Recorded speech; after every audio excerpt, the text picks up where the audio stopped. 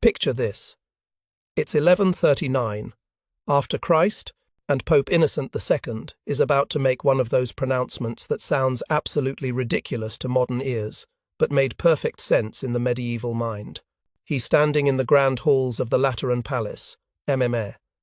Think of it as the medieval equivalent of the Pentagon and the Supreme Court rolled into one magnificent building, and he's about to ban a weapon. Not because it doesn't work, mind you, but because it works too well. The crossbow, he declares, is simply too murderous for Christian souls to wield against fellow believers. Now, pause for a moment and let that sink in. We're talking about an age where knights routinely hacked each other to pieces with swords, where sieges involved flinging diseased corpses over city walls, where the preferred method of dealing with heretics was burning them alive. But somehow, the crossbow crossed a line. Why? Because it was the medieval equivalent of a sniper rifle. Any peasant, with a few weeks of training, could pick off a knight who'd spent his entire life learning the art of war. It democratized killing in a way that terrified the nobility. The Pope's ban wasn't really about Christian mercy. It was about preserving the social order. But here's the thing about technological innovation. Once the genie is out of the bottle, papal bulls don't stuff it back in. And nowhere was this more apparent than in the cutthroat world of Italian city-states, where technological superiority meant the difference between prosperity and conquest, between independence and subjugation. In Genoa's smoke-filled workshops, where the smell of linseed oil mingles with iron filings and the sound of hammers on metal creates a constant symphony, crossbow makers faced a different kind of damnation entirely. Not the spiritual kind that worried the Pope, but the practical curse that every weapons manufacturer has faced since humans first threw rocks at each other. Environmental conditions. Enter Master Bertoldo di Giovanni. Picture a man in his 40s, hands permanently stained with oil and metal dust, eyes that miss nothing, and the kind of obsessive personality that modern psychologists would probably have a field day with. He's standing on the ramparts outside Ventimiglia, watching his finest crossbow bolt, a masterpiece of craftsmanship that took him 3 days to perfect, arc wildly off course in a Mediterranean gale. The target? An enemy commander standing barely 200 paces away. In still air, Bertoldo could have put that bolt through the man's eye. But the wind had other plans. Instead of finding its mark, the bolt sailed harmlessly over the castle walls, clattering uselessly against stone. Duke Grimaldi's reaction was immediate and volcanic. This was a man who'd invested heavily in Genoese military technology, who'd staked his reputation on the superiority of his crossbow-equipped mercenaries. And now, at the crucial moment of the siege of Ventimiglia, his expensive weapons were failing him spectacularly. What good is a weapon that only works on calm days? He roared, and his words echoed through the narrow streets of Genoa like a challenge to every craftsman who heard them. In a world where weather was unpredictable and battles couldn't be postponed for favorable wind conditions, this wasn't just a technical problem, it was an existential threat to an entire industry. But Bertoldo heard something different in that rage. Where others heard failure, he heard opportunity. You see, Bertoldo wasn't just any crossbow maker. He was the son of a Fletcher who'd learned his trade from his father. But he'd also been educated by travelling Islamic scholars who'd taught him mathematics, a rare combination in medieval Europe. While other craftsmen worked by trial and error, Bertoldo saw patterns. His workshop became a laboratory of obsession. Failed experiments littered the floor like the aftermath of a particularly creative tornado. Bolts with strange feathers arranged at impossible angles, weighted tips that threw off balance entirely, even silk streamers attached to shafts in desperate attempts to stabilize flight. His apprentices began to whisper of madness as their master studied everything from maple seeds spinning to the ground to the way water spiraled down drains. The guilds, those medieval gatekeepers of professional respectability, started calling him the weather fighter, and they didn't mean it as a compliment. To them, he was chasing shadows, wasting time and resources on an impossible dream. Weather was God's domain, they argued. Who was mere mortal man to think he could conquer the wind itself? But three forces drove Bertoldo forward with the relentless power of a Mediterranean storm. First, there was Genoa's desperate need for military contracts. The city-state lived or died by its ability to provide superior military technology to whoever could pay. Venice was breathing down their retes, necks. Pisa was undercutting their prices, and every failed demonstration meant potential clients looking elsewhere. Second, there was the craftsman's pride that burns in the heart of every true artisan. Bertoldo had been making crossbow bolts since he was old enough to hold a file. He knew wood grain like a sailor knows, wind patterns, understood metal temper like a farmer understands soil. The idea that he couldn't solve this problem gnawed at him like a physical pain.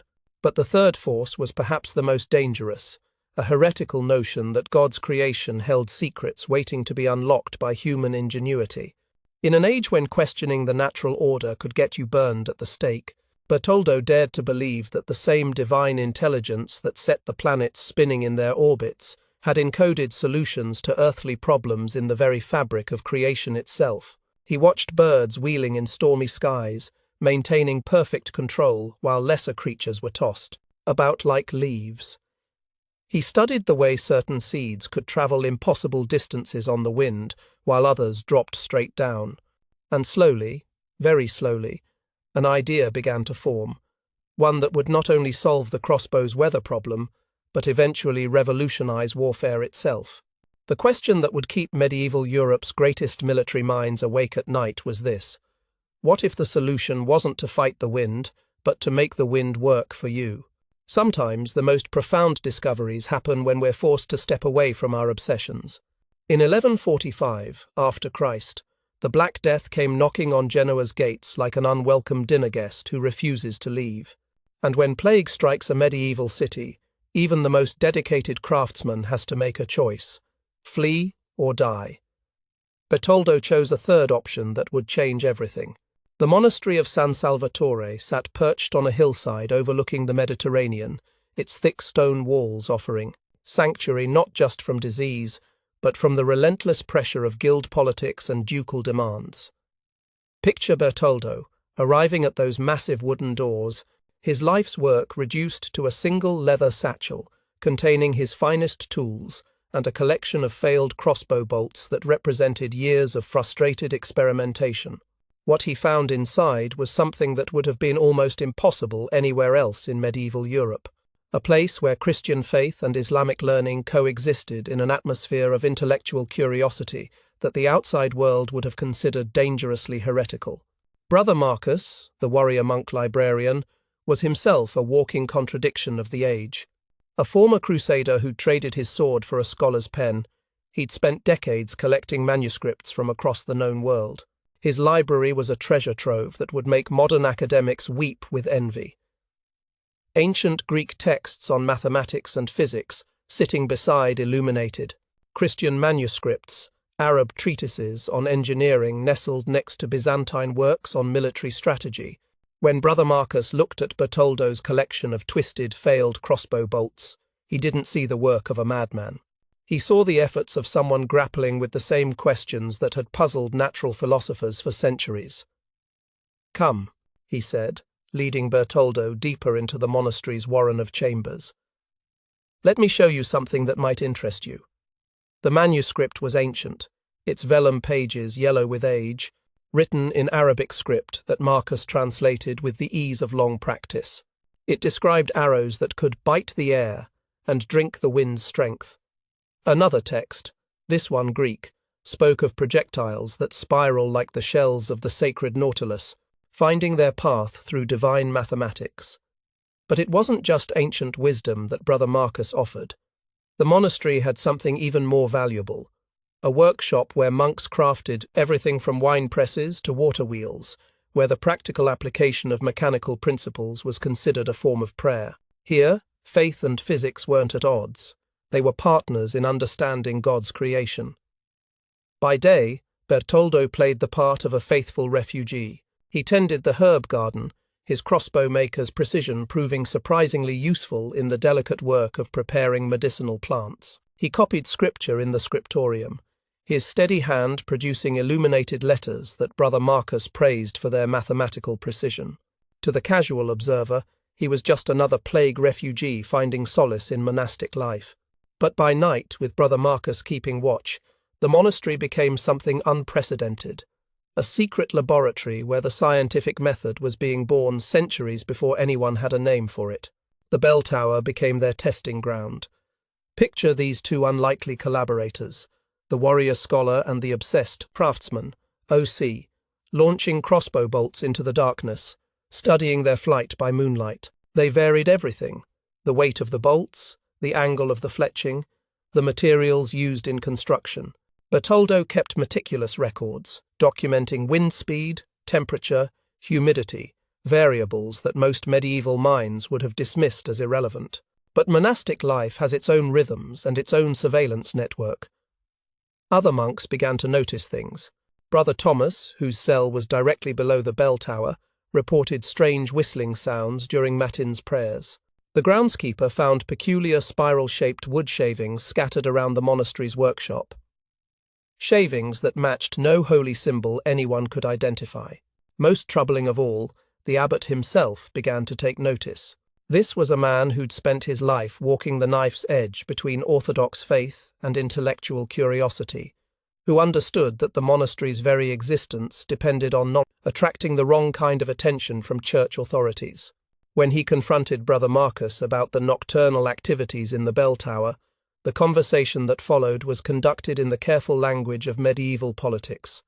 "I trust," the abbot said, "that our guests' devotions remain consistent with our holy mission." "Of course, Father," Brother Marcus replied. "We seek only to understand the perfection of God's design." The tension reached its breaking point during the great storm of 1147. Mediterranean storms can be vicious affairs, too, the kind of weather that turns the sea into a cauldron and makes even the bravest sailors pray for morning.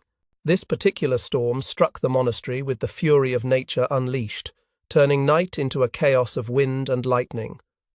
Most sensible people would have taken shelter and waited it out, but Bertoldo saw opportunity in chaos. This was exactly the kind of weather that made crossbow bolts useless. If he could understand how projectiles behaved in these extreme conditions, maybe he could finally crack the code that had eluded him for years. Brother Marcus found him in the bell tower, silhouetted against lightning flashes like some medieval Prometheus stealing fire from the gods. Bolt after bolt disappeared into the howling darkness, each one a small experiment in the physics of flight. The monk watched in fascination as Bertoldo documented trajectory after trajectory, his scholarly training recognizing the systematic approach even as his warrior's instincts worried about the risks. That's when it happened. Not a sudden eureka moment, but a gradual dawning of understanding that built like the storm itself. Watching raindrops spiral off the monastery's roof tiles in the wind, Bertoldo suddenly remembered something from his childhood. Bertoldo, his grandmother showing him how to throw maple seeds, making them spin and fly straight even in breezy weather. The memory triggered a cascade of connections. Those spiral shells that the Greek manuscript had mentioned, the way certain seeds could travel impossible distances while others dropped straight down, the birds that maintained perfect control in stormy skies while others were tossed about helplessly. The solution wasn't just angled fletching. Every crossbow maker had tried that. It wasn't weighted tips or exotic materials. It was rotation itself. If he could make the bolt spin, really spin, it would stabilize itself in flight, not fighting the wind, but using the wind's own turbulence to maintain its course. Not just cutting through the air, he whispered to Brother Marcus over the storm's roar, but biting into it, making the bolt grip the wind itself. The breakthrough was elegant in its simplicity. Grooves carved into the shaft at precise angles, forcing the bolt to rotate as it flew, like a child's spinning top that maintains its balance through motion, or a sailor's compass that finds true north through the plies. The magic of magnetism. The spinning bolt would find its own path through chaos. As dawn broke over the storm-battered monastery, Bertoldo held in his hands not just a new type of crossbow bolt, but the key to a revolution that would echo through centuries. He just didn't know it yet, but Brother Marcus, scholar of both warfare and wisdom, understood immediately what they'd discovered. "You realize," he said quietly, that this changes everything. And in the growing light of that November morning, with the Mediterranean stretching endlessly toward horizons where new worlds waited to be discovered, Bertoldo di Giovanni nodded. He was about to find out just how much everything could change. Word travels fast in the medieval world when it concerns matters of life and death, and there are few things more concerned with life and death than military technology. By 1148 after Christ, barely a year after that stormy night revelation in the monastery, whispers of Bertoldo's innovation were spreading through Europe like ripples from a stone dropped in still water. But here's what makes this story fascinating from a modern perspective. Information moved through multiple networks simultaneously, each with its own agenda and its own version of the truth. Crusaders returning from the east carried samples of the new bolts in their saddlebags, trading them like precious relics to anyone who'd pay for military advantage. Venetian spies, that medieval equivalent of industrial espionage agents, managed to steal complete blueprints from a bribed apprentice, only to discover that the real secret wasn't in the drawings. You see, those grooves weren't just carved willy-nilly into the wood. The angle had to be precise, the depth exactly calculated, the spacing mathematically perfect. Miss any of these variables by even a small margin, and you ended up with a bolt that tumbled worse than the originals. It was like trying to reverse engineer a Swiss watch by looking at a drawing of its face. The transformation, when it finally happened, occurred with the kind of shocking speed that characterizes truly revolutionary innovations. Think of how quickly smartphones went from curiosity to necessity, or how the internet transformed from academic toy to essential infrastructure. Medieval adoption curves moved slower than modern ones, but the pattern was remarkably similar. The proving ground came at the siege of Damascus in 1148. Picture this scene. Genoese crossbowmen equipped with Bertoldo's new bolts, facing down Syrian defenders who'd never encountered anything like spiral-stabilized projectiles. A sandstorm was raging, the kind of weather that should have made accurate shooting impossible. Traditional crossbow bolts would have been useless, arrows even worse, but these new bolts cut through the swirling dust like they were flying through calm air. Syrian commanders, accustomed to taking shelter during sandstorms and resuming battle when conditions improved, suddenly found themselves being picked off at 200 paces through dust clouds thick enough to choke a camel. Count Raymond of Toulouse, watching this display from his command position, reportedly stood speechless for several minutes. This was a man who'd spent his entire adult life in warfare, who'd seen every innovation the medieval military mind could conceive. But watching his Genoese mercenaries maintain devastating accuracy in conditions that blinded the defenders was something entirely outside his experience. Satan's own miracle, he finally declared, and in the medieval mind, that phrase captured both the awe and the unease that accompanied truly disruptive innovation. It was miraculous because it worked when it shouldn't. It was satanic because it upset the natural order of things. The economic ripple effects began immediately and cascaded outward like a financial tsunami. Crossbow bolts became 3 times more expensive overnight, but they were also 10 times more valuable. Armies that could afford the new ammunition gained such a significant advantage that the old bolts became essentially worthless.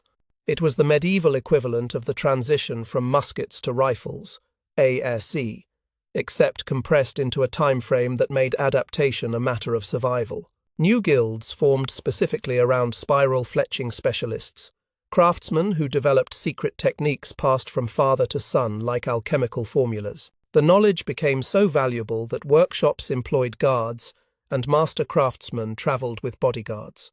Industrial espionage became a thriving profession, as competing city-states tried to steal not just the technique, but the specialists who could execute it properly. But the changes went far deeper than economics. Hunting, that crucial source of protein for medieval society, transformed almost overnight. Lords who'd previously had to postpone hunts when weather turned foul could now bring down game in, conditions that had meant empty tables and hungry soldiers.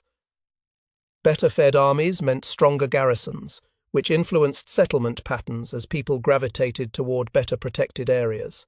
The social implications were even more profound. though they emerged more gradually. Medieval society was built on a foundation of military hierarchy.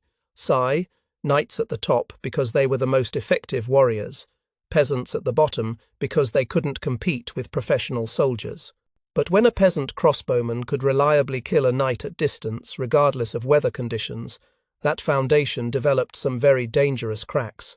Venice, always quick to recognize threats to established order, attempted to ban the technology entirely.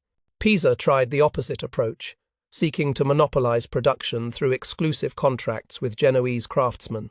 Meanwhile, England's King Stephen, embroiled in the civil war that would become known as the Anarchy, took a more pragmatic approach. He ordered 100 Genoese crossbowmen equipped with the new bolts, paying in silver that funded Genoa's magnificent new cathedral. Through all of this political and economic upheaval, Bertoldo himself navigated the treacherous currents with surprising skill. No longer the obsessed craftsman working in isolation, he'd evolved into master of the Crossbow Makers Guild, a position that required diplomatic finesse as much as technical expertise. He licensed his technique rather than trying to monopolize it, understanding that the real value lay not in controlling production, but in staying ahead of the innovation curve. His workshop became a pilgrimage destination for military engineers from across Europe. The Byzantine Empire sent envoys with chests of gold. Islamic scholars arrived with mathematical treatises, seeking to understand the principles behind the practical innovation. Even the Mongols, still gathering strength on the distant steppes, dispatched agents to acquire samples and specialists. But perhaps the most significant visitor was a young English nobleman named Geoffrey de Clare, who would later become one of the most effective military commanders of his generation. De Clare spent 3 months in Bertoldo's workshop, not just learning the technique but understanding the thinking behind it. When he returned to England, he carried with him not just knowledge of spiral stabilization, but a new approach to military innovation that would influence English warfare for generations. The irony wasn't lost on contemporary observers that a technology born from frustration with weather had created its own storm, a tempest of change that swept across medieval Europe with the unstoppable force of the very winds. Bertoldo had sought to conquer. Kings rose and fell, battles were won and lost, but the spiral grooves carved into countless bolts kept spinning, carrying within their simple geometry the seeds of a revolution that had only just begun. As 1150 approached, and Bertoldo entered the final phase of his remarkable life, he could look back on an achievement that had exceeded his wildest dreams. He'd set out to solve a practical problem for Genoese crossbow makers. Instead, he'd fundamentally altered the trajectory of human conflict. But the story was far from over. In fact, the most profound chapters were yet to be written, in languages and by peoples that Bertoldo had never imagined would inherit his legacy. There's something almost cosmically ironic about how Bertoldo di Giovanni met his end in 1164 after Christ. Here was a man who'd spent his entire adult life perfecting the art of making projectiles fly true, who'd solved one of medieval warfare's most vexing problems, who'd literally changed the trajectory of human conflict. And yet death came to him in the form of a crossbow bolt, not one of his precisely crafted spiral-stabilized masterpieces, but a crude, tumbling projectile that had exhausted its energy and was falling spent from the walls of Pavia. Picture the scene. Bertoldo, now in his 70s, but still sharp as the tools of his trade, demonstrating his life's work to a group of young apprentices outside the besieged city. The irony compounds when you realize he was there as a consultant, sharing knowledge that had made Genoa wealthy and powerful with the next generation of craftsmen. The bolt that killed him was fired by defenders using obsolete technology, the very kind of unspinning, wind-tossed projectile that his innovation had rendered obsolete. But death has a way of putting achievements into perspective, and Bertoldo's principal was about to embark on a journey through history that would make his medieval revolution look like the opening act of a much grander performance. Within a single generation, every serious military force in Europe had adopted spiral-stabilized projectiles. This wasn't gradual adoption. This was the medieval equivalent of viral spread. The Mongols, with their genius for military adaptation, learned the technique from captured Chinese engineers who'd acquired it through Silk Road traders, who'd gotten it from Genoese merchants. By 1220, Mongol arrows were spinning their way across the steppes of Asia with devastating effect. Think about that chain of transmission for a moment. A technology born in the workshops of Genoa, refined in the laboratories of an Italian monastery, spread through the networks of medieval trade and conquest to reach the hands of horsemen thundering across continents Bertoldo had never dreamed existed. It's a perfect example of how truly revolutionary innovations transcend their original context and find applications their inventors never imagined. The English provide another fascinating case study. At the Battle of Crécy in 1346, English longbowmen experimented with spiral-carved arrows, though their traditional pride kept most loyal to conventional methods. The few who adopted the new technique reported dramatically improved accuracy, but the longbow establishment was too invested in existing training methods to embrace widespread change. It's a classic example of how institutional momentum can slow even obviously superior innovations. But the real transformation came centuries later, when a completely different technology arrived on European battlefields: firearms. Early matchlocks were notoriously inaccurate. Imagine trying to hit anything with a weapon that had roughly the precision of a medieval catapult. Gunpowder provided the force, but nobody could figure out how to make bullets fly straight. Enter the gunsmiths, craftsmen who faced exactly the same challenge that had once frustrated crossbow makers. Why did some bullets fly true while others tumbled end over end? The answer came from studying Bertoldo's medieval innovation. Those spiral grooves that had stabilized crossbow bolts could be cut into gun barrels, spinning bullets, just as they'd once spun wooden shafts. The transformation of the spiral groove into what we now call rifling changed everything. Matchlocks evolved from battlefield noisemakers into precision instruments. Each subsequent war saw the principle refined and perfected. American colonists with Kentucky rifles could pick off British officers at distances that seemed impossible to European military minds. Napoleon's sharpshooters used rifled muskets to devastating effect across the battlefields of Europe. But here's where the story becomes truly remarkable. Bertoldo's principle didn't stop with military applications.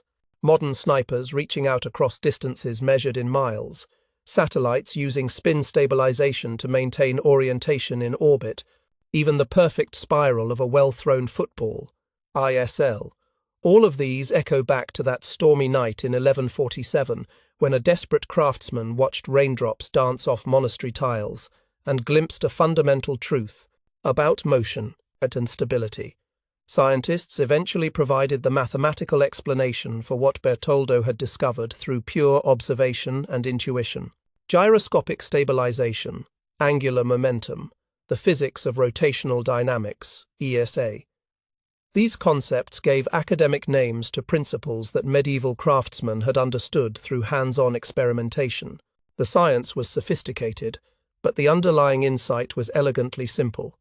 Spinning objects resist forces that try to change their orientation. Today, in Genoa's Museum of Ancient Arms, visitors can see Bertoldo's last crossbow bolt, resting, the one that killed him, resting in a place of honor behind climate-controlled glass. 8 centuries of curious fingers have worn the spiral grooves smooth, but the principle they represent remains as vital as ever. Every time a spacecraft uses reaction wheels to maintain attitude, every time a quarterback throws a tight spiral, every time a sniper's bullet finds its mark across an impossible distance, we're witnessing the eternal echo of that medieval breakthrough. The museum's inscription captures the poetry of the moment.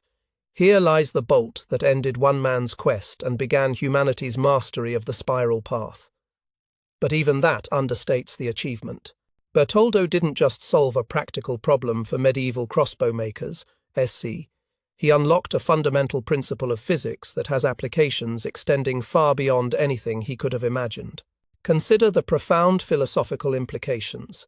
In an age when most people believed that natural phenomena were simply manifestations of divine will beyond human understanding, Bertoldo dared to believe that careful observation and systematic experimentation could reveal the hidden laws governing physical reality. He was conducting what we'd now recognize as scientific research centuries before the scientific revolution was supposed to have begun. The ripple effects continue to spread even now. Modern ballistics, Experts studying satellite trajectories use mathematical models that descend directly from principles Bertoldo discovered by watching seeds spin in monastery gardens. Engineers designing spacecraft stabilization systems employ gyroscopic principles that echo the spiral grooves carved by medieval craftsmen.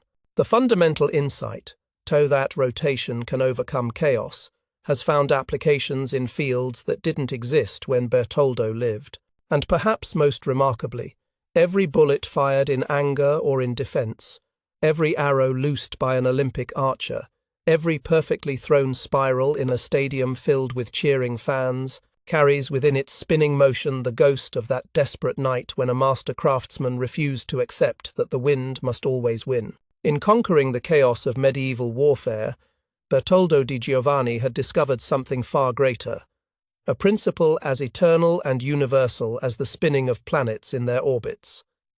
The spiral path he carved into history continues to unfold, carrying forward the revolutionary idea that human ingenuity, guided by careful observation and relentless experimentation, can find elegant solutions to seemingly impossible problems.